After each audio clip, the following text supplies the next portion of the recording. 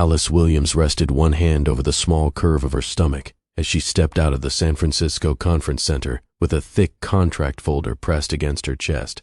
The afternoon breeze swept across the plaza, but nothing could cool the excitement racing through her.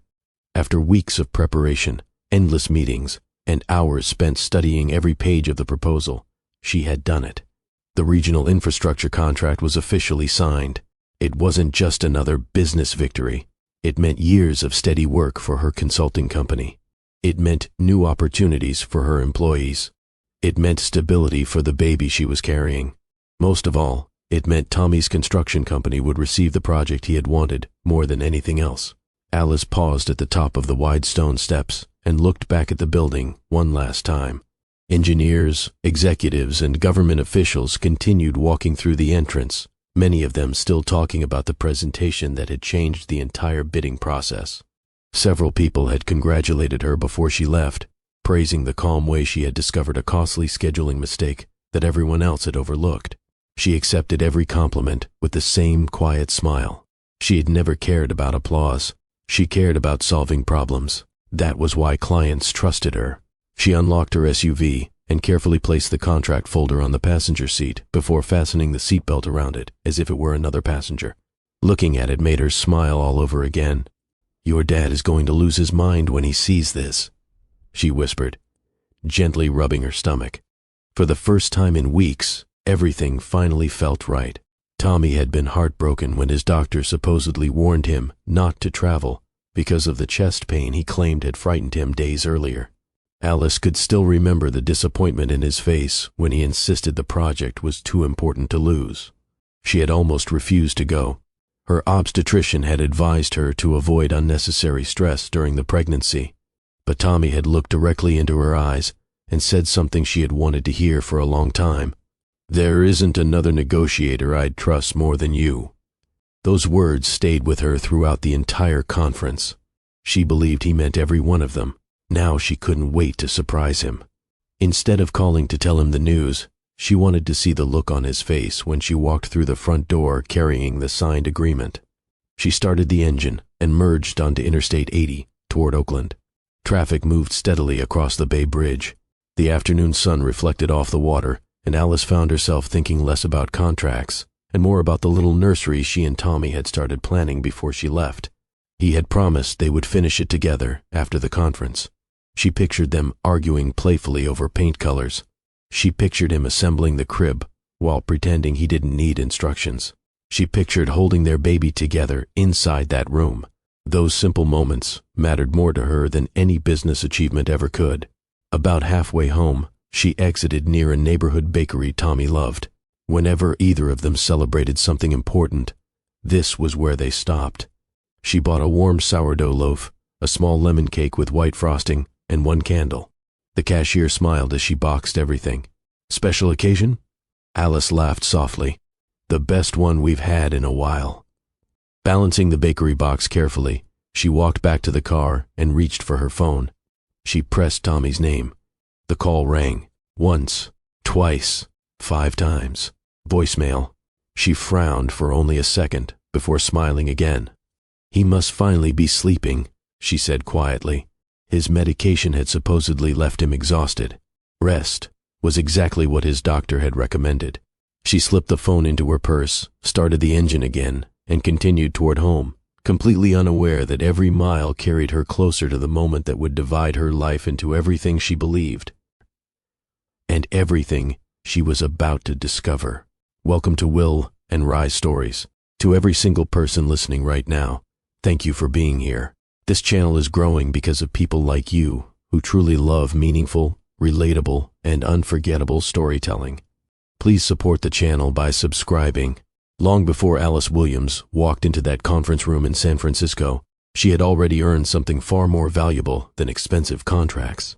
She had earned trust. In Oakland, California, people knew Alice as the woman who solved problems without creating new ones. Construction companies called her when shipments were delayed. Hospitals asked for her advice when suppliers failed to deliver critical equipment. Transportation firms relied on her when rising costs threatened major projects. Public agencies respected her because she never made promises she could not keep. Her consulting company was not the largest in California. It did not occupy a tall glass tower. It did not employ hundreds of people. It grew one satisfied client at a time. Every contract came from someone recommending Alice to someone else. That reputation meant more to her than flashy advertisements or impressive office buildings. When clients walked into her office, they were greeted by employees who knew every project mattered because every client trusted them with their future. Alice reminded her team of one simple rule.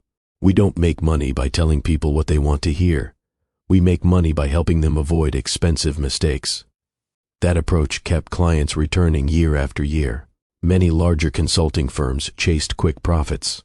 Alice chased lasting relationships. The difference showed in every project her company completed. The values guiding her business came from home. Alice grew up in a close Black family where success was never measured by the size of a paycheck alone. Sunday afternoons belonged to family dinners. Church was never treated as an obligation, but as a place where people supported one another. Community projects filled many weekends. Helping neighbors came naturally because that was how Alice had been raised. Her grandmother remained the strongest influence in her life. Even after her passing, Alice could still hear her voice whenever life became difficult. Money opens doors. Character decides who stays inside.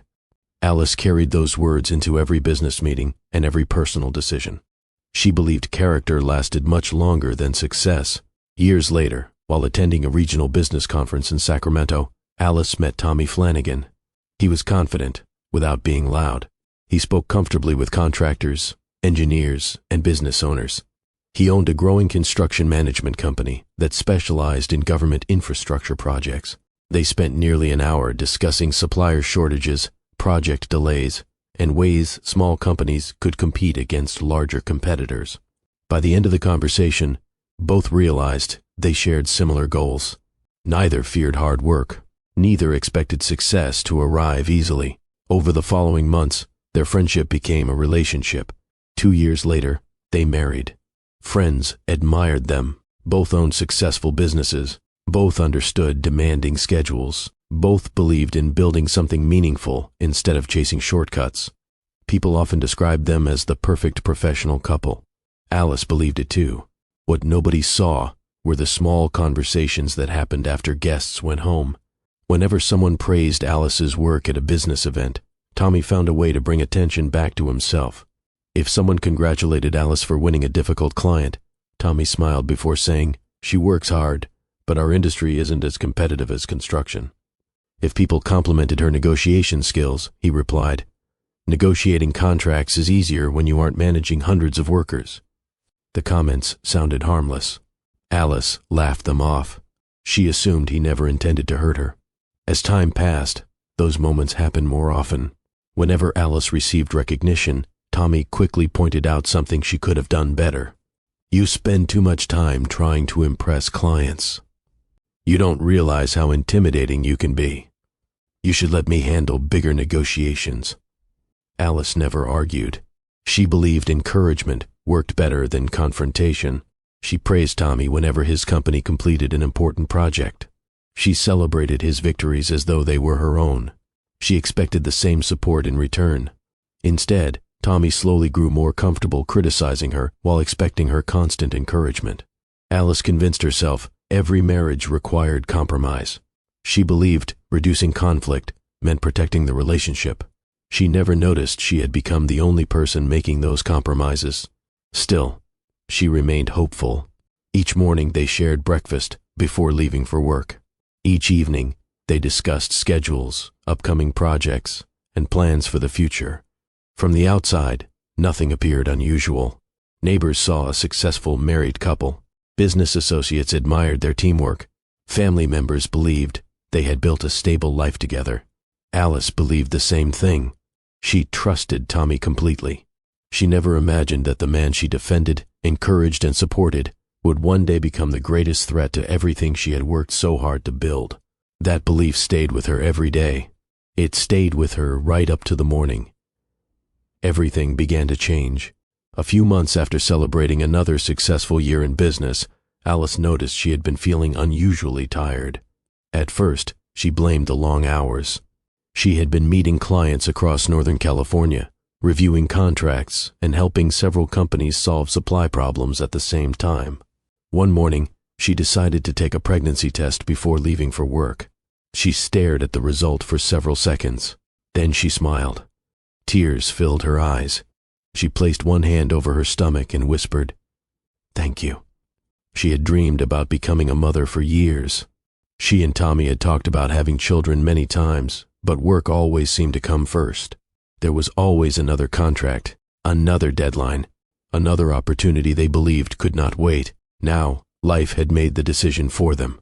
That evening, Alice prepared Tommy's favorite dinner before telling him the news.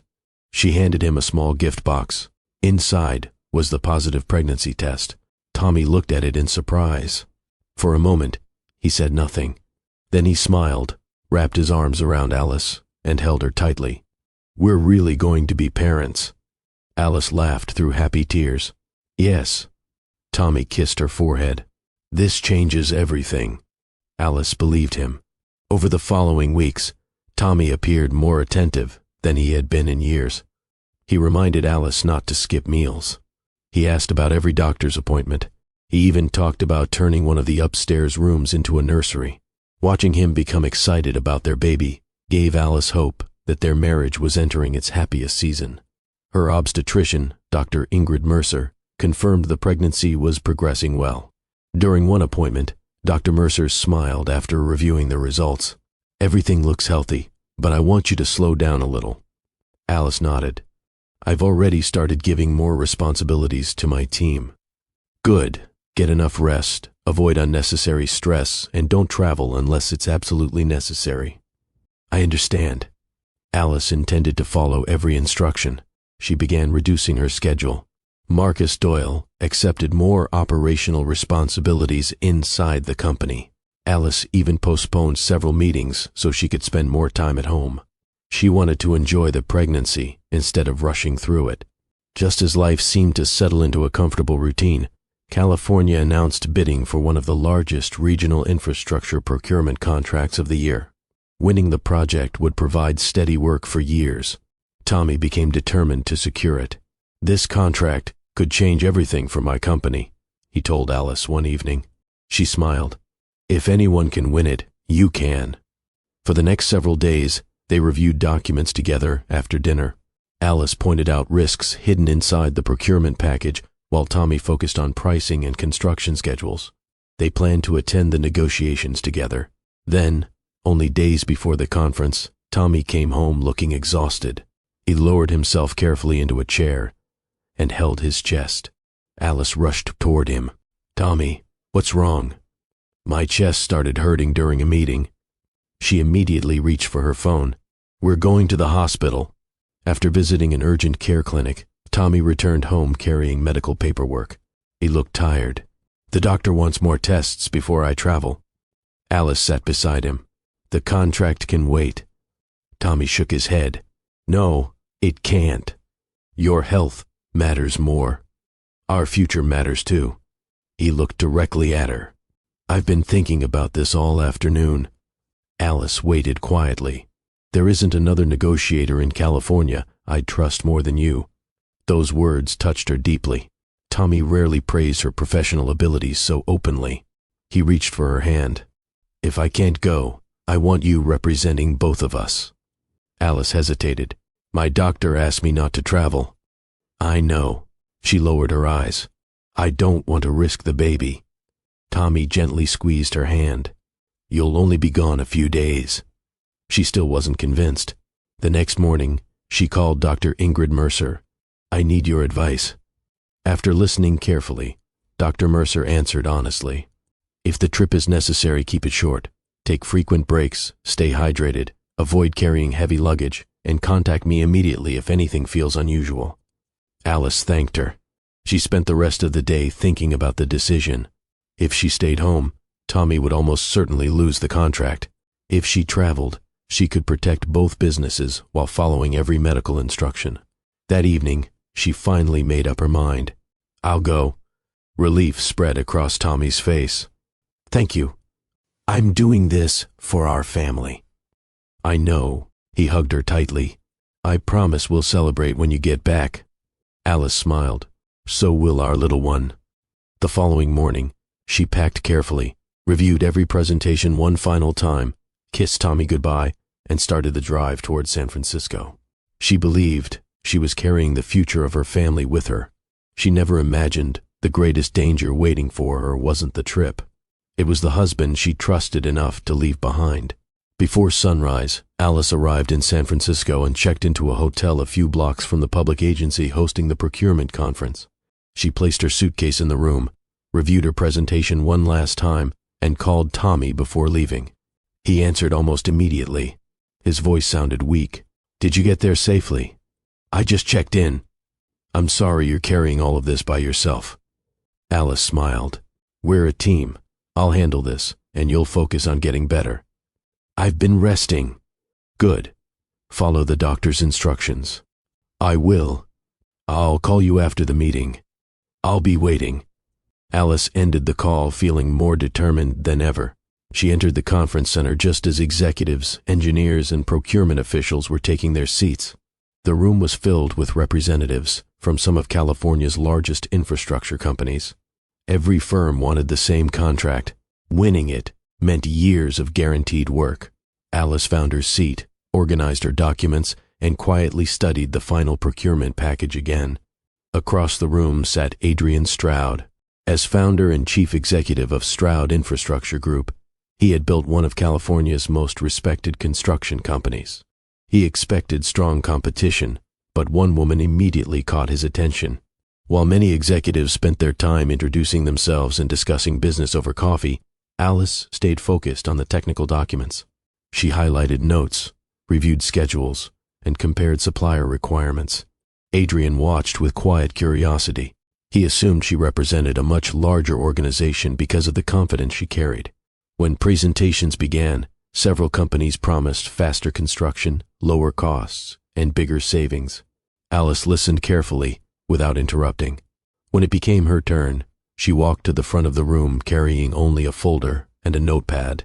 She thanked the evaluation committee before opening the procurement schedule. "I noticed one issue that deserves attention before any contract is awarded." The room became quiet.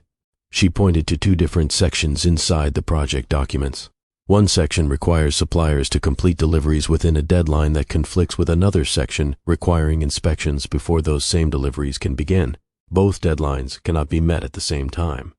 Several engineers immediately began reviewing their copies. Board members exchanged surprised looks. Alice calmly continued, "If this isn't corrected now, the winning contractor could face delays, additional costs, and legal disputes that affect the entire project." She presented a revised schedule that solved the conflict without increasing costs or delaying construction. The engineering team checked her calculations. Everything matched. One board member leaned forward. "We've reviewed these documents for weeks." Alice nodded politely. "I know. You're the first person to identify this conflict." Alice smiled. "I'd rather prevent a problem today than explain one 5 years from now." The room filled with quiet agreement. By the end of the evaluation, the public agency awarded the contract to the partnership Alice represented. Several competing firms questioned the decision. The committee explained that her proposal protected both the project's budget and its long-term success. Price alone had not decided the winner. Preparation had. As people began leaving the conference room, Adrian walked toward Alice. "I don't enjoy losing." Alice smiled politely. "Neither do I." He laughed. "But I respect people who earn the win." "Thank you.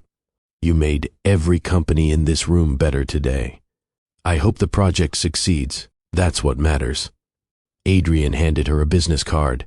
"If our companies ever have an opportunity to work together, I'd welcome the conversation." Alice accepted the card. "I appreciate that." She gave him hers. Their conversation lasted less than 2 minutes. Nothing personal, nothing beyond business.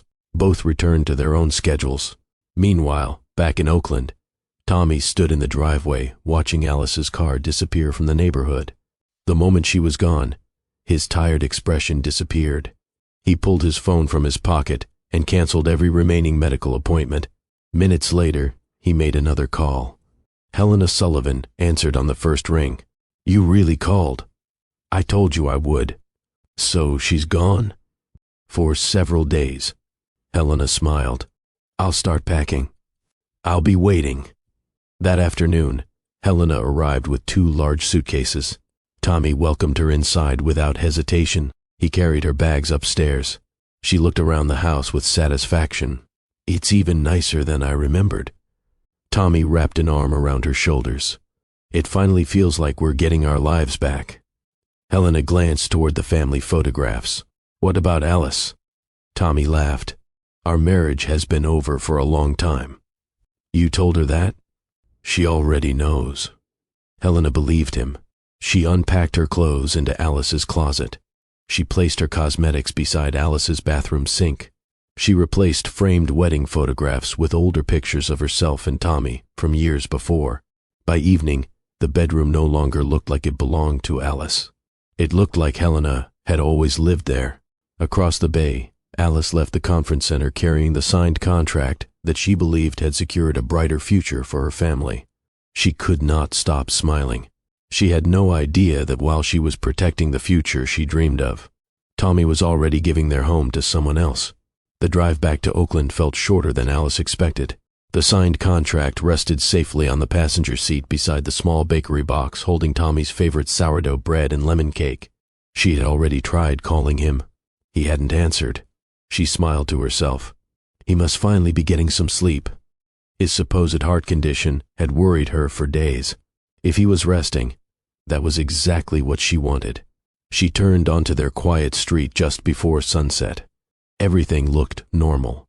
Children rode bicycles along the sidewalk. Neighbors watered their front yards. A man walked his dog across the street. Nothing suggested her life was about to change forever. Alice parked in the driveway and picked up the contract folder and bakery box. She unlocked the front door. Tommy? No answer. She stepped inside and closed the door behind her. Tommy, I'm home. Still nothing. She looked toward the living room. The television was off. The kitchen lights were on. A coffee mug sat beside the sink. She smiled. He probably fell asleep upstairs. She walked farther into the house. Halfway down the hallway, she stopped. A pair of women's shoes rested neatly beside the entrance. They were not hers. She frowned. Maybe Tommy's mother had stopped by. Maybe a relative had come to check on him. That explanation made sense. She continued walking. A sweet perfume drifted through the hallway. It wasn't hers. Alice slowed for only a moment before continuing upstairs. She reached the landing and noticed another small detail. The framed wedding photograph that normally hung above the hallway table was gone. The empty hook remained on the wall. She stared at it. That's strange. She looked around for the frame. It wasn't there. She kept walking. As she reached the bedroom hallway, she heard voices. A man. A woman. Tommy laughed. Alice smiled. So someone did come over. She assumed one of his relatives had decided to keep him company while she was away. The bedroom door stood partly open. She balanced the bakery box against her hip and gently pushed the door. Everything inside the room froze. Tommy stood beside the closet, folding Alice's clothes into cardboard boxes. Helena Sullivan sat comfortably on the bed wearing Alice's white robe. Alice's jewelry box rested open on the dresser. Several family photographs had disappeared. In their place stood framed pictures of Tommy and Helena taken years earlier. Cardboard boxes lined one side of the room. Each carried labels written in Tommy's handwriting. Garage, storage, old clothes. The nursery catalog Alice had left on the dresser was gone. The contract folder slowly slipped from her hand onto the floor. Tommy looked toward the doorway. The color drained from his face. Alice. Helena turned and smiled politely. You must be. She stopped speaking the instant she saw Alice's expression. Nobody moved. Nobody knew what to say. Alice looked around the room one more time. Every corner told the same story. This wasn't a mistake. This wasn't a misunderstanding. This had been planned. She looked directly at Tommy. What exactly am I looking at? Tommy swallowed. It isn't what you think. Alice looked at Helena, then back at Tommy. It looks exactly like what I think. Helena's smile disappeared. She looked at Tommy with growing confusion. You said she moved out. Tommy quickly answered. I meant emotionally. Helena frowned. What does that even mean? Alice's eyes never left Tommy. You told her I left this house? Tommy rubbed the back of his neck. I was going to explain everything. When? Nobody answered. Alice looked toward the closet. Half of her clothes were already packed. She looked at the nightstand. Their wedding photograph had been replaced. She looked toward the bathroom. Helena's makeup covered the countertop. Nothing inside that room suggested she still lived there. Everything suggested someone had been replacing her piece by piece. Tommy stepped forward. Alice, let's sit down and talk. She immediately stepped back. No, you need to hear me. I've heard enough. She looked once more around the bedroom. The room where they had planned their future no longer belonged to her. Without raising her voice, without arguing, without giving Tommy the reaction he expected, Alice made one decision. She reached into her purse. She quietly picked up her phone. She pressed the record button. The camera on Alice's phone began recording. She did not point it at Tommy first. She pointed it at the room. Every detail mattered. She slowly recorded the open closet. Half of her dresses hung where she had left them. The other half had been folded into boxes. She moved the camera across the labels. Storage, garage, family photos. She recorded the dresser. Her jewelry box sat open. Several drawers had been emptied. The framed wedding picture was gone. In its place stood an old photograph of Tommy and Helena, smiling together. Tommy stepped toward her. Alice, put the phone away. She ignored him. She continued recording. The bathroom came next. Helena's cosmetics covered the counter. Hair products Alice had bought were gone. Her toothbrush had been moved into a small travel bag sitting on the sink. Alice said quietly, You packed my things. Tommy tried to explain. I was only trying to make the situation easier. Easier for who? He had no answer. Helena looked from Tommy to Alice. Her confidence was disappearing. She pointed toward the closet. You told me she already moved out. Tommy spoke quickly. I told you we were separated. No, Helena replied. You said the marriage was over. It is. Alice looked directly at him. If our marriage was over, why were you calling me every morning? Tommy stayed silent. If our marriage was over, why did you ask me to travel for your company? Still, nothing. If our marriage was over, why did you kiss me before I left? Helena slowly turned toward Tommy. You never told me any of that. Tommy rubbed his forehead. I was trying to avoid making things complicated. Helena shook her head. You already made them complicated. Alice walked out of the bedroom without another word. She continued recording every room in the house. The guest room remained untouched. The hallway showed empty spaces where family photographs had once hung. She opened her home office. Several files had been moved. She recorded every cabinet before closing the door. Next came the nursery. The moment she stepped inside, her heart sank. Only days earlier, she and Tommy had talked about turning this room into their baby's first bedroom. She had saved paint samples, furniture catalogs, small decorating ideas. Now those things were gone. A desk stood near the window. A laptop rested on top. Helena's notebooks covered the shelves. The room had become Helena's workspace. Alice lowered the phone for a second. She placed one hand over her stomach. Then she raised the phone again and finished recording the room. She walked downstairs. The kitchen looked different too. A few of her favorite dishes had disappeared from the cabinets. Helena's groceries filled the refrigerator. The changes were small by themselves. Together, they showed planning. Nothing about this had happened in one afternoon. Tommy followed her into the kitchen. We don't have to do this. We already are. I never wanted to hurt you. Alice looked at him calmly. You asked your pregnant wife to travel because you said you were sick. Tommy looked away. You brought another woman into our home. He remained silent. You packed my belongings before I even came back. Again, no answer. Helena slowly lowered herself into a chair. Her face had lost all color. She looked at Tommy. Did you lie to me too? Tommy sighed. It's complicated. Helena answered immediately. No, it's not. She looked around the kitchen. I thought I was rebuilding an old relationship. She pointed toward Alice. I didn't know I was walking into someone else's marriage. Alice met Helena's eyes for the first time. I believe you didn't know everything. Helena lowered her head. I'm sorry. Alice gave a small nod. The apology did not erase what had happened, but she could see Helena finally understood the truth. Alice turned back toward Tommy.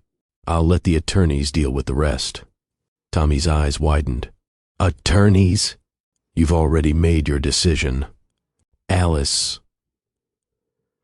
She picked up a small overnight bag from the hallway closet.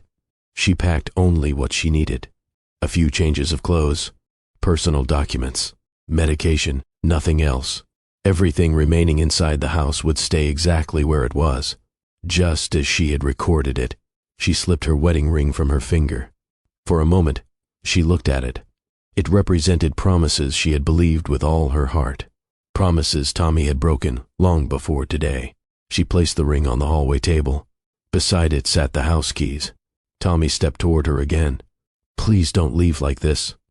She looked at him one final time. I didn't leave this marriage. You did. Alice opened the front door. She carried the overnight bag in one hand. The contract folder rested under her other arm. The bakery box remained untouched on the kitchen counter. She had bought it to celebrate their future. Now it belonged to a future that no longer existed. She walked to her car. Only after closing the driver's door did the tears finally come. She cried for the marriage she believed she had. She cried for the home she had just lost. Most of all, she cried for the child growing inside her. Then she wiped her face, started the engine, and drove away, determined that whatever happened next, she would protect her baby before anything else. Alice drove straight to her cousin Camille Brooks's home. By the time she parked, the tears had stopped. She picked up her overnight bag and walked to the front door. Before she could knock a second time, Camille opened it. One look at Alice's face was enough. Camille stepped forward and hugged her. What happened? Alice walked inside. She placed the overnight bag near the sofa and finally spoke. Tommy moved Helena into our house. Camille looked at her in disbelief. What? I found them together. Camille guided Alice to the dining table. Start from the beginning. Alice explained everything. Tommy's supposed heart condition, the conference in San Francisco, winning the contract, coming home early, Helena wearing her robe, her belongings packed into boxes. The nursery turned into Helena's office. She also explained that she had recorded everything before leaving. When Alice finished, Camille remained calm. You did exactly the right thing. I wanted to scream. I'm glad you didn't. Camille reached across the table. From this moment forward, every decision must protect you and your baby. Alice nodded. I understand. The recordings stay exactly as they are. Don't delete anything. I won't. Don't argue with Tommy. Don't answer emotional messages. Let everything go through legal channels. Alice agreed without hesitation. For the first time since leaving the house, she felt someone else was carrying part of the weight. The following morning, Camille began preparing emergency legal paperwork. She also discussed temporary living arrangements, financial protection, and preserving evidence. Everything moved quickly. There was no time to waste. Late that afternoon, Marcus Doyle arrived carrying several company folders. Alice welcomed him inside.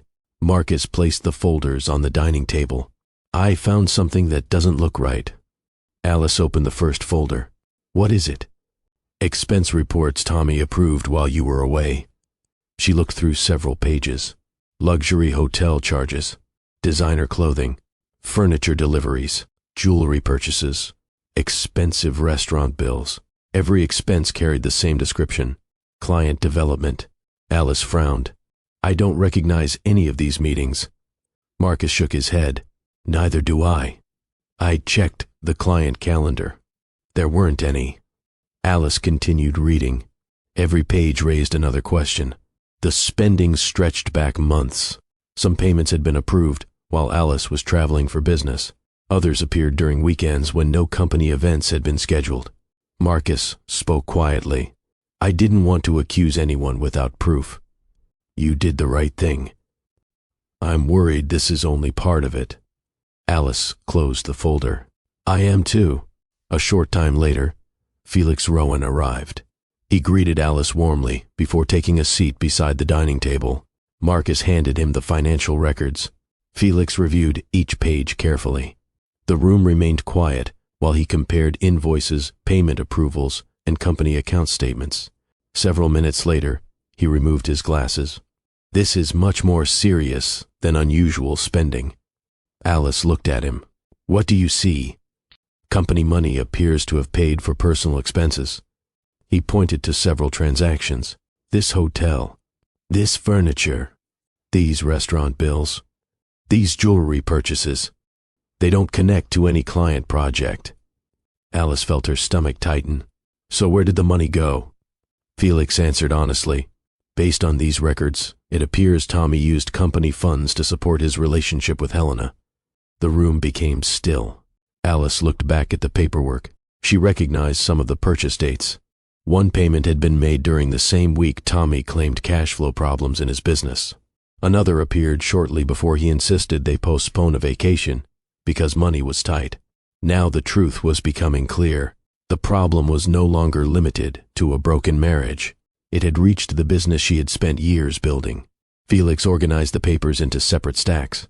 We need an independent audit. How soon? Immediately. Alice nodded. Do it. Marcus looked at Alice. We'll protect the company. She gave him a grateful smile. I know you will. Camille closed the final folder. This changes the legal case.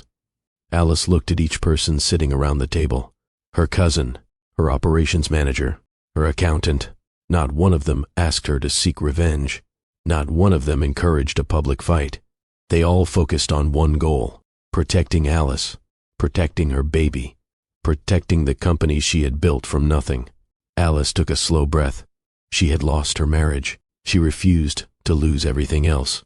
2 days after Alice approved the independent audit, Felix Rowan began reviewing every financial record connected to the company. Nothing was overlooked. Invoices, bank statements, expense reports, loan documents, payment approvals, purchase records. Alice gave the auditors complete access. If something is wrong, she said, I want the truth. Felix nodded. That's the only way to protect the company. The review moved quickly because Alice had always kept organized records. Every payment required documentation. Every contract had supporting files. Every client meeting appeared on the company calendar. That made unusual transactions easier to find. By the end of the first week, a clear pattern appeared.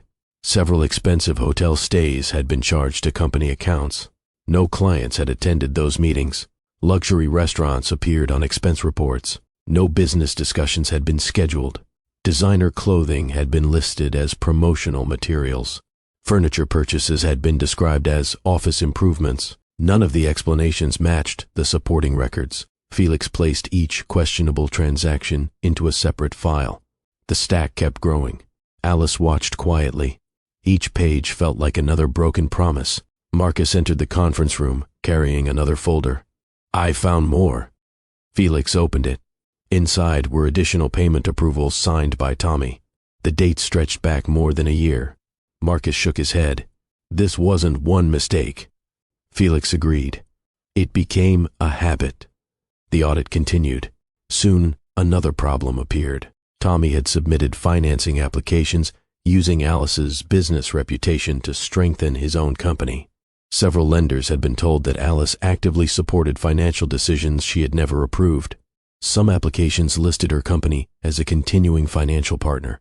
Others suggested she had guaranteed business obligations that she had never seen. Felix compared signatures. He frowned. I don't like this. Alice looked at him. What is it? Some documents contain signatures that don't match the originals in our records. You think they were copied? I think every document needs further examination. Alice closed her eyes for a moment. The affair had already destroyed her marriage. Now she was discovering that Tommy had also placed her company at risk. Camille reviewed the legal implications that afternoon. The audit gives us evidence. Alice looked at the growing stack of files. I never imagined it would reach this level. Camille answered calmly. Neither did Tommy. As more information reached lenders, questions spread quickly. Banks requested additional documentation. Credit providers wanted explanations. Several financing agreements were temporarily frozen until the investigation finished. The pressure reached Tommy's construction company almost immediately. One supplier suspended future deliveries. Another requested advance payment before accepting new orders. A lender scheduled an emergency meeting. Tommy spent days trying to explain transactions that no longer made sense. His answers changed from one conversation to the next. The documents did not. Every record pointed to the same conclusion. Company money had been used for personal benefit. Word also began spreading through California's construction industry. Business owners who had once trusted Tommy started asking questions. Some delayed new agreements. Others quietly stepped back from ongoing negotiations. Confidence disappeared much faster than it had been earned. Marcus continued visiting Alice's major clients. He assured every customer that her consulting company remained financially stable. The response encouraged Alice. Not one major client canceled a contract. Many expressed confidence in her leadership. One client told Marcus, "We've worked with Alice for years. We know the difference between her company and Tommy's decisions." Marcus shared those conversations with Alice later that evening. She smiled for the first time in days. "I spent years protecting my reputation." Marcus nodded. "And it's protecting you now." Felix completed the first stage of the audit before the end of the week. He organized every finding into a detailed report. Personal spending, questionable financing, misleading business records, improper expense claims. Each section was supported by documents, not opinions, not assumptions, evidence. Felix placed the finished report in front of Alice. "This is only the beginning." Alice looked at the thick file resting on the table. Weeks earlier, she believed she had been returning home to celebrate the happiest day of her marriage. Now every page in front of her proved that Tommy had been building a second life while using the success she worked so hard to earn. While the audit continued, Alice refused to let her company fall apart. She arrived at the office every morning. She met clients. She reviewed contracts. She checked on her employees. Some days were harder than others, but she never allowed her personal problems to become their burden. Marcus handled many of the daily operations. He insisted she leave the office earlier than usual. "Dr. Mercer told you to reduce stress." Alice smiled. "You sound just like my doctor." "I'm listening to your doctor." For the first time since starting her business, Alice accepted help without feeling guilty. She realized strong leaders did not have to carry everything alone. Dr. Ingrid Mercer continued monitoring the pregnancy closely. Each appointment brought encouraging news.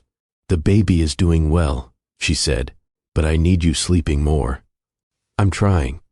"I know you are." "Your blood pressure is improving, but don't give stress another opportunity to take control." Alice promised she would be careful.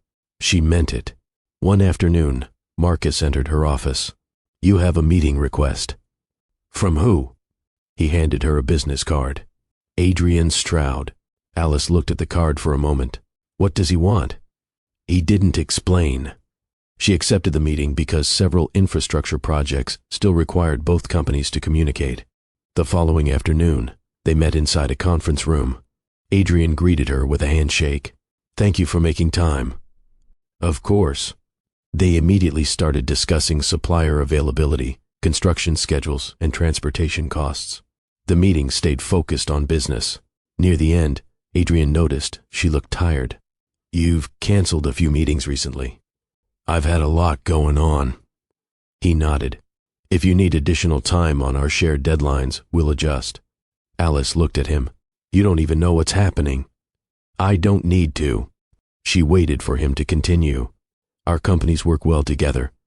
I'd rather give you time than create unnecessary pressure." That was all he said. No questions, no curiosity, no attempt to learn about her private life. They finished discussing the project. As Alice stood to leave, Adrian simply said, "Take care of yourself." She thanked him and walked out. Driving back to Oakland, she found herself thinking about that conversation. Tommy always wanted explanations. Tommy expected her to justify every decision. Tommy often made her feel guilty for focusing on work. Adrian had done none of those things. He respected her boundaries without asking for anything in return. The difference stayed with her. Over the following weeks, their companies exchanged emails and project updates. Whenever deadlines became difficult, Adrian adjusted meeting schedules without complaint. If Marcus needed technical information, Adrian's team sent it quickly. If Alice requested additional time to review documents, he approved it without making her feel she owed him a favor. Everything remained professional. Everything remained respectful. Meanwhile, Alice concentrated on protecting the people who depended on her company. She gathered her employees for a meeting. "I know some of you have heard rumors." The room became quiet. "I'm handling a personal legal matter." She looked around the room. "It will not affect your jobs. We will continue serving every client with the same standards that built this company." Several employees nodded. One after another, they expressed their support. Marcus smiled. "We're with you." Alice thanked them. Walking back to her office, she felt something she had almost forgotten. She wasn't facing this alone. That evening, she reviewed the next day's schedule before leaving work. Her phone vibrated. A short email had arrived from Adrian. No response needed. "We've moved Friday's meeting to next week. Focus on what matters most." Alice read the message twice. There was no hidden meaning, no attempt to get closer to her, no expectation of gratitude, just consideration. After weeks of dealing with lies, pressure, and betrayal, simple kindness felt unfamiliar. For the first time since leaving her home, Alice began to understand something important. Real respect never demands an explanation. It simply gives people room to breathe. The pressure surrounding Tommy grew heavier every day. His phone rarely stopped ringing. Lenders wanted answers. Suppliers demanded payment. Business partners questioned recent financial records. Each conversation ended with another problem waiting for him. Helena watched everything from inside the house. At first, she believed the situation would pass. Tommy kept telling her the investigation was only a misunderstanding. The lawyers will fix it. She wanted to believe him. Then, one afternoon, she walked into his office and found several unopened letters spread across the desk. Some came from banks. Others came from suppliers. Every one of them demanded immediate action. She picked up one letter. It referred to financing supported by information connected to Alice's company. Tommy quickly took it from her. "You don't need to read that." Helena looked at him. "Why not?" "It's business." She folded her arms. "No, it's the truth." Tommy looked away. Helena remembered every promise he had made. He told her the marriage had already ended. He told her Alice cared only about work. He told her the house would soon belong to them. Now every promise was falling apart. She spoke quietly. "Did you lie to Alice?" Tommy stayed silent. She asked another question. "Did you lie to me?" Again, he said nothing. His silence answered both questions. Helena shook her head. "I believed you." Tommy tried to move closer. "I was trying to make everything easier." "You made everything worse." She looked around the room. The furniture, the decorations, the photographs she had placed around the house. None of it felt like home anymore. It felt borrowed. She walked upstairs and packed her suitcases. Tommy followed her. "Don't do this." She zipped the final suitcase. "I should never have come here." "You don't mean that." "I do." She picked up the framed photographs she had replaced. One by one, she carried Alice's family pictures back into the living room. She placed every frame neatly inside a box. It could not repair the damage, but it was the only honest thing she had done since entering the house. Before leaving, she looked at Tommy one last time. "You didn't lose Alice because of your business. You lost her because you stopped respecting her." She closed the front door behind her. This time, Tommy stood alone inside the house. Meanwhile, Alice refused to let grief control her future. The divorce continued through attorneys. Camille handled every legal filing with patience and precision. Whenever Tommy's attorney claimed Alice had ignored the marriage because of work, Camille answered with calendars, emails, financial records, and travel schedules. The documents showed something completely different. Alice had supported Tommy's business again and again. She had postponed vacations. She had accepted extra projects. She had trusted him with decisions that should never have been abused. Facts spoke louder than excuses. At the office, Marcus kept daily operations running smoothly. Clients continued renewing contracts. Employees worked together without complaint. The company remained stable because the foundation Alice built had never depended on one person. Felix continued assisting the auditors whenever new questions appeared. Every answer strengthened Alice's position. Denise Caldwell also became a steady source of encouragement. She met Alice for lunch one afternoon. "You've spent years helping other people solve difficult problems." Alice smiled. "It feels different when it's your own life." Denise nodded. "It always does." Alice looked down at her hands. "I keep wondering how I missed the warning signs." "You trusted your husband." "I did." "Trust isn't weakness, Alice. The deception belongs to the person who abused it." Those words stayed with her long after lunch ended. They did not erase the pain. They helped remove the guilt. That evening, Alice returned to Camille's house after another long day. She rested one hand on her stomach. Her baby kicked. She smiled without thinking.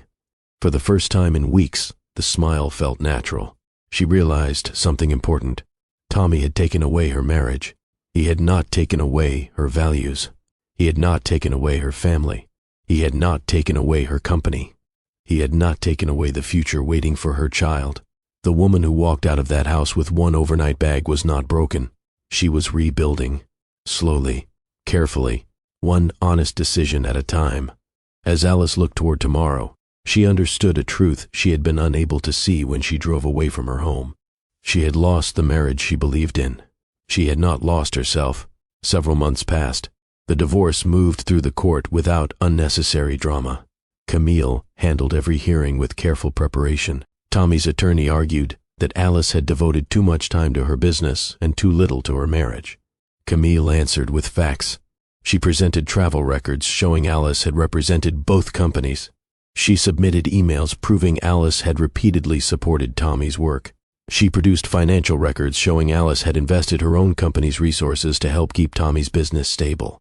Every document told the same story. Alice had not abandoned the marriage. She had protected it. The judge reviewed the evidence over several hearings. When the final decision arrived, the marriage officially ended. Alice left the courthouse beside Camille. She looked at the signed papers in her hands. She felt sadness, not because she wanted Tommy back, because the future she once believed in was finally over. Camille gently touched her shoulder. "You did everything you could." Alice nodded. "I know. You have nothing to regret." For the first time, Alice believed those words. Only a few weeks later, another day changed her life. She went into labor. Camille drove her to the hospital while keeping Dr. Ingrid Mercer informed. Several hours later, Alice heard the sound she had been waiting for. Her baby's first cry. Dr. Mercer smiled. "You have a healthy baby." Alice held her child against her chest. Every disappointment, every sleepless night, every painful memory faded into the background. She whispered softly, "I'll always protect you." Tommy visited the hospital after receiving the news. The conversation remained respectful. Neither discussed the marriage. Neither argued. Their attention stayed on the baby. Tommy looked at the child for a long moment. "I'll do better." Alice answered honestly, "I hope you do." The court later approved a parenting plan. Tommy remained an active part of the child's life. Specific visitation schedules were established. Child support responsibilities were clearly defined. Every decision centered on one priority, the child's well-being. Alice accepted the arrangement because she believed children deserved stability whenever possible. She refused to let personal pain interfere with responsible parenting. As the weeks passed, life settled into a new routine. Mornings began with feeding the baby. Afternoons included short visits to the office. Evenings belonged to family. Marcus continued managing daily operations whenever Alice stayed home. The company remained strong because responsibilities were shared instead of resting on one person. Alice also learned something she had struggled with for years. She no longer needed to prove she could do everything herself. If Marcus offered help, she accepted it. If Camille volunteered to watch the baby during an important meeting, she said thank you. If Dr. Mercer reminded her to rest, she listened. Her priorities had changed. Success no longer meant working the longest hours. Success meant building a life where her child never doubted they came first. Clients noticed the difference. Alice remained fully prepared at every meeting. She simply managed her time more carefully. Instead of traveling every week, she delegated more responsibilities. Instead of carrying every decision alone, she trusted the team she had built. The results surprised her. The company continued growing. Employees became more confident. Clients remained loyal. Nothing had weakened. Everything had become stronger. One afternoon, Marcus smiled as Alice prepared to leave the office early. "I never thought I'd see the day." Alice laughed. "Which day?" "The day I tell you to go home, and you actually listen." She picked up her bag. "I have someone waiting for me." Marcus smiled toward the baby's photograph sitting on her desk. "I'd say that's the best client you've ever had." Alice laughed all the way to the parking lot. For the first time in many years, work no longer controlled every part of her life. She had lost one future. Without realizing it, she had already started building a better one. The next year passed one season at a time. Alice settled into a steady routine. She raised her child. She managed her company. She honored the parenting schedule ordered by the court. Life was busy, but it was peaceful. Her business continued working with Stroud Infrastructure Group on several large projects. That meant Alice and Adrian met regularly. Most meetings took place in conference rooms. Others happened at construction sites or public agency offices. Every conversation centered on the work, shipping schedules, supplier contracts, construction deadlines, risk management, nothing more. One afternoon, after finishing a project meeting, Adrian noticed Alice gathering several heavy binders. Before she reached for the last box, he picked it up. "I've got this." "You don't have to." "I know." He carried the box to her car. He placed it in the trunk and closed it. "Drive safely." That was all. He never acted as though she owed him anything. Alice thanked him and drove away. Small moments like that became common. If a meeting ended late, Adrian made sure she reached her car before leaving. If a conference lasted all day, he asked whether she needed a shorter lunch break so she could get home to her child earlier. If a project deadline became difficult, he looked for practical solutions instead of assigning blame. He treated every person with the same respect. Employees noticed it. Clients noticed it. Alice noticed it too. One afternoon, Marcus walked into Alice's office after she returned from another meeting. "You seem happier." Alice looked up from her desk. "Do I?" "You laugh more." She smiled. "I guess life finally feels normal again." Marcus nodded. "You earned that." Several weeks later, Alice and Adrian attended another infrastructure conference. The meetings finished earlier than expected. As people left the building, Adrian looked toward Alice. "Have you eaten?" She smiled. "Not since breakfast." "So have dinner with me." Alice hesitated for a moment. "It isn't a business meeting." "No." "It isn't a date either." "No." He smiled. "I just thought two people who spent all day solving problems might enjoy a good meal." Alice laughed. "I can agree to that." They walked to a nearby restaurant. For the first time, they spoke about something other than contracts. Adrian talked about growing up believing success meant keeping his word. Alice shared stories about her grandmother and the lessons that shaped her life. They spoke about family, faith, community service, favorite teachers, the mistakes that had taught them the most. Neither mentioned Tommy. Neither discussed the divorce. Neither tried to impress the other. The conversation felt easy because neither person pretended to be someone they were not. When dinner ended, Adrian paid his own bill. Alice paid hers. He walked her to her car. "I enjoyed tonight." "So did I." "I'd like to do it again." Alice smiled. "I would too." From that evening forward, their friendship slowly grew. Sometimes they shared lunch after meetings. Sometimes they talked on the phone while discussing upcoming projects. Sometimes Adrian stopped by Alice's office with documents that could easily have been emailed because he knew she preferred reviewing important contracts in person. Whenever he visited, he greeted everyone the same way. "Marcus, reception staff, junior employees. He treated each person with genuine courtesy. Nothing about him changed, depending on who was watching. Months later, Alice invited Adrian to a community fundraiser her company sponsored. Families filled the park. Children played nearby. Volunteers served meals. Adrian spent most of the afternoon helping set up tables and carrying supplies. He never searched for attention. He simply joined the work. Marcus watched him from across the park. Later that afternoon, he smiled at Alice. "I understand now." She looked at him. "Understand what? Why you trust him?" Alice thought about the question. It wasn't one big moment. Marcus nodded. "It never is." She realized he was right. Tommy had slowly lost her trust through many small choices. Adrian was earning it the very same way. Not through promises, not through expensive gifts, not through impressive speeches. Through consistency, through patience, through respect shown every single day. For the first time since her marriage ended, Alice stopped comparing her present to her past. She simply enjoyed the peace she had found. Without realizing it, that friendship had already become the strongest relationship in her life. Another year passed. Alice and Adrian never rushed their relationship. They continued building it the same way they had built their friendship, one honest conversation at a time. Their work remained separate. Their companies partnered only when it benefited both businesses. At home, Alice focused on raising her child. Adrian never interrupted the parenting schedule ordered by the court. Whenever Tommy picked up or returned the child, Adrian stayed respectful. He never competed for attention. He never spoke badly about Tommy. He understood his place. That mattered to Alice more than she could explain.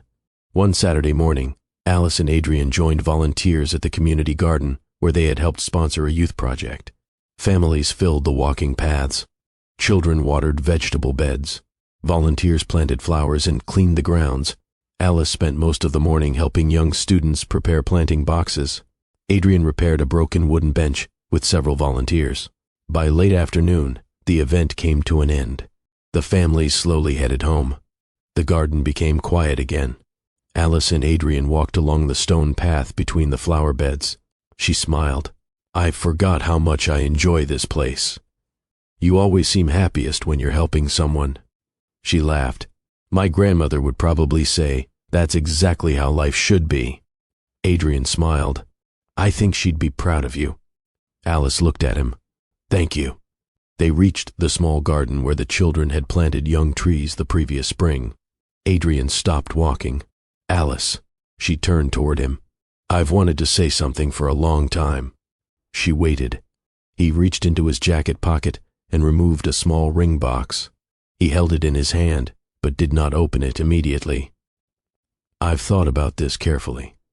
Alice looked at him without speaking. "I don't want to rescue you." She smiled gently. "I know. I don't want you to give up your company. I never would. I don't want you to become someone different because of me." "I wouldn't." He nodded. "Good." He opened the box. Inside rested a simple diamond ring. "I want to spend the rest of my life with the woman who showed me that integrity matters more than winning." Alice's eyes filled with tears. He continued, "The first time I met you, you defeated my company in a contract." She laughed softly. "I remember. I drove home disappointed." He smiled. "But I also drove home respecting you." He took a slow breath. "That respect has only grown stronger." He looked directly into her eyes. "I love the way you lead your company. I love the way you care for your family. I love the way you keep your word. I love the way you never let hardship change your character." He held out the ring. "I can't replace the past. I don't want to. I only want the chance to build an honest future with you." Alice covered her mouth as tears rolled down her cheeks. For a moment, she looked around the garden. Children's laughter still echoed in the distance. Families were gathering their things before heading home. Nothing about the moment felt extravagant. It felt real. She thought about the day she walked into her bedroom and found her marriage destroyed. She remembered driving away with one overnight bag. She remembered believing her future had ended. Now she understood that difficult day had only changed its direction. She looked back at Adrian. You've never asked me to become less than I am." He smiled. "I never will. You've never made me choose between my child and my career. I never would. You've never asked me to prove my worth. You never needed to." Alice smiled through happy tears. "Then my answer is yes." Adrian carefully placed the ring on her finger. They embraced. There were no fireworks, no expensive celebration, no crowd gathering around them. Only two people who had spent years earning each other's trust before making a lifelong promise. As they walked out of the community garden together, Alice felt something she had not felt in many years: complete peace. She finally understood that lasting love was never built on excitement, jealousy, or control. It was built on honesty. It was built on patience. It was built on respect. For the second time in her life, Alice accepted a marriage proposal. This time, she knew she was not choosing a dream. She was choosing a partner. Alice and Adrian did not rush their wedding. They spent another year preparing for marriage while continuing the life they had already built together. Their companies remained independent. Sometimes they worked on the same projects. Sometimes they competed for different contracts. Business never entered their home. That decision protected both their relationship and their companies. When the wedding day arrived, they chose a small botanical garden overlooking the San Francisco Bay. There were no luxury decorations, no celebrity guests, no oversized celebration. Everything reflected who they were: simple, honest, meaningful. Family members filled the front rows. Close friends smiled as Alice walked down the garden path. Church members gathered quietly. Employees from both companies attended because they wanted to celebrate, not because they felt obligated. Camille Brooks stood beside Alice. Marcus Doyle smiled from the front row. Felix Rowan greeted guests as they arrived. Denise Caldwell watched proudly, knowing how far Alice had come. Dr. Ingrid Mercer stopped by before returning to the hospital. She hugged Alice warmly. "I'm happy to see you smiling again." Alice smiled back. "You helped me through one of the hardest seasons of my life." "You did the hard part." The ceremony began. The minister welcomed everyone before inviting Adrian and Alice to exchange their vows. Adrian looked directly at Alice. "I promise to always tell you the truth. I promise to respect your work because it is part of who you are. I promise never to ask you to become smaller so I can feel bigger." Alice smiled through tears. When it was her turn, she spoke with confidence. "I promise to stand beside you with honesty. I promise to protect the trust we have built. I promise to face every challenge with you instead of against you." The minister smiled. "Those are strong promises." "They are." The ceremony continued. A few moments later, they exchanged rings. Then they were introduced as husband and wife. The applause came from people who understood everything they had overcome to reach that day. After the ceremony, everyone gathered for a small reception in the garden. Children played across the lawn. Families shared meals together. Marcus raised a glass to two people who proved that character always outlasts appearances. Everyone applauded. Denise smiled at Alice. "I remember the day you thought your future had disappeared." Alice nodded. "So do I." "Look around." Alice did. She saw a family, friends, employees, mentors, her child laughing nearby, Adrian talking with Marcus and Felix. There was no tension, no competition, only peace. Later that afternoon, Tommy arrived to return the child after scheduled parenting time. He had asked Alice beforehand whether it would be appropriate. She agreed. He congratulated both of them politely. "I hope you're happy." Alice answered honestly. "I am." Tommy shook Adrian's hand. "Take care of them." "I will," Adrian replied. There was no anger between the two men, only acceptance. Tommy quietly left. The reception continued. As the evening ended, Alice and Adrian walked through the nearly empty garden. She slipped her hand into his. "This feels different." Adrian smiled. "How?" "I don't feel like I have to protect myself." "You never should." Alice looked toward the lights surrounding the garden. Years earlier, she believed marriage depended on sacrifice. Now she understood it depended on trust. She no longer measured love by promises. She measured it by daily choices. Every choice had brought her to this moment. Every difficult season had led her toward a life stronger than the one she thought she had lost. Their marriage did not begin with excitement. It began with something far more valuable: complete confidence in the person walking beside them. Life did not become perfect after the wedding. It became steady. Alice and Adrian returned to work the following week. Each continued leading their own company. When projects matched their strengths, they worked together.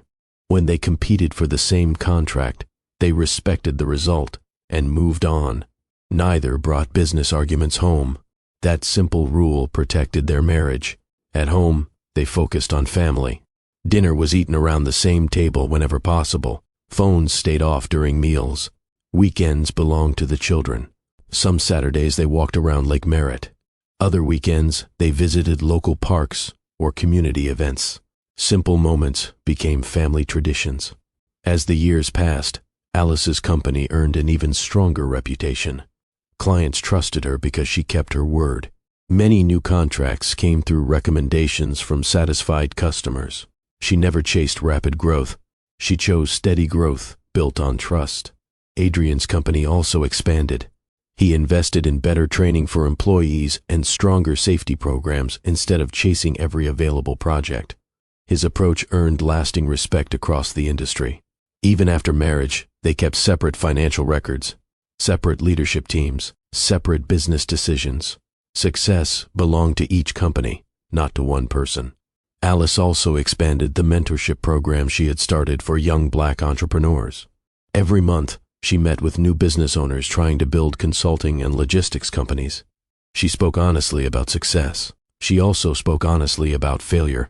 One evening, a young entrepreneur asked, "What is the most valuable thing you've built?" Alice smiled. "My reputation." The room became quiet. She continued, "If people trust your name, opportunities will always find you." Many wrote those words down. Adrian found his own way to give back. He quietly funded scholarships for students studying engineering, transportation, and construction management. He never asked for public recognition. He believed helping someone mattered more than receiving praise. Their child with Tommy grew older. The parenting schedule continued smoothly. Whenever it was time for a visit, Alice prepared everything the child needed. Adrian never interfered. He treated the arrangement with respect because he understood it served the child's best interests. A few years later, Alice and Adrian welcomed another baby into their family. Their home became busier than ever. Laughter filled the house. Toys covered the living room floor. Family photographs lined the hallway. Adrian never introduced the children as stepbrothers or stepsisters. Whenever someone asked about them, he smiled. "These are my kids." The children never questioned whether they belonged. They simply grew up surrounded by love and stability. Tommy's life followed a different path. The financial investigation ended with expensive settlements and lasting damage to his business. Several longtime clients left. His construction company eventually closed. For the first time in many years, Tommy accepted a position as an operations manager for another construction firm. The salary was smaller. The responsibilities were different. He no longer signed major contracts. He answered to someone else. At first, the change was difficult. Over time, it taught him something he had never learned while running his own company. Respect had to be earned every day, not demanded.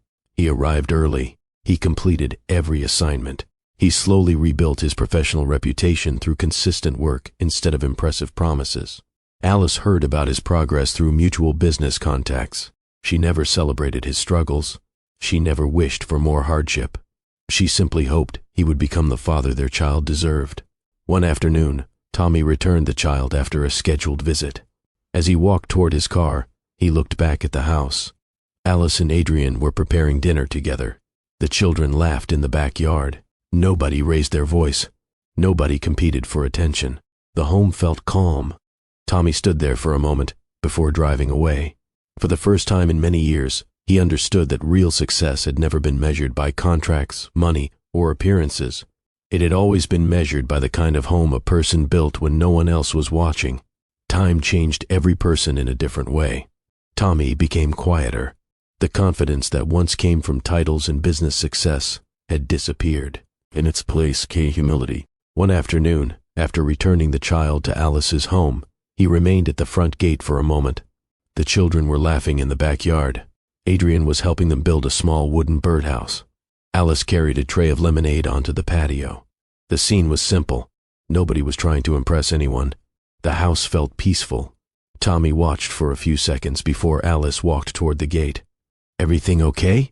she asked. He nodded. "I've been thinking a lot." Alice waited. "I spent years believing I was competing with you." She looked at him calmly. "You weren't. I know that now." He lowered his eyes. "I was competing with myself." Alice nodded. Jealousy makes people forget what they already have. Tommy looked toward the backyard again. "I had a family." "You did." "I destroyed it." "You made your choices." He accepted those words without argument. "I'm sorry." Alice believed he meant it. She also understood something important. An apology could acknowledge the past. It could not change it. She smiled politely. "I hope you keep becoming a better father." "I will." He got into his car and drove away. That conversation was the last time they spoke about their marriage. A few months later, Alice received a handwritten letter. The envelope carried Helena's name. Alice opened it. The letter was short. Helena accepted full responsibility for her part in the affair. She admitted she had chosen to believe what she wanted instead of asking difficult questions.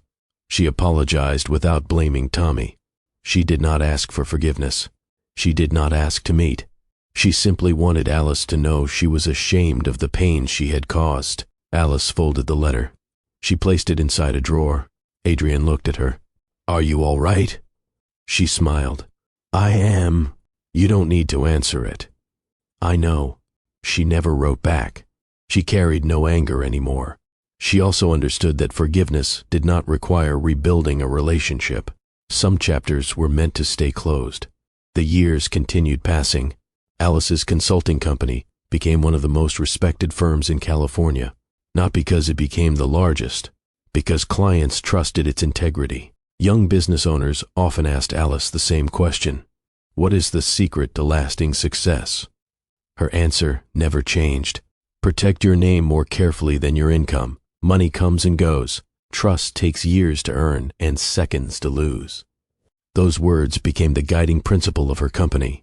Adrian continued expanding scholarship programs for students preparing careers in engineering and public infrastructure. Alice kept mentoring young entrepreneurs who wanted to build honest businesses. Neither searched for recognition. Helping others had become part of their life together. One warm evening, after another family dinner, Alice stepped onto the back porch. The children were running across the yard. Adrian laughed as he joined their game. She watched them with a grateful heart. Years earlier, she had driven home carrying a signed contract, believing she was about to celebrate the happiest day of her marriage. Instead, she opened a bedroom door and watched her world fall apart. At the time, she believed she had lost everything. Now she understood she had only lost the wrong future. She had gained something far greater: a home built on honesty, a marriage built on respect, a family built on trust. She finally understood her grandmother's words more deeply than ever before. Money could open doors. Character decided who remained inside. Alice smiled as Adrian looked toward the porch. "You coming?" She laughed. "I'm coming." She walked across the yard, took his hand, and joined the children. The laughter around her reminded her how far life had carried her. She no longer measured success by contracts, awards, or bank accounts. She measured it by peace when she walked through her own front door. Some losses leave people bitter. Others lead them toward the life they were meant to build. Alice had lived long enough to know the difference.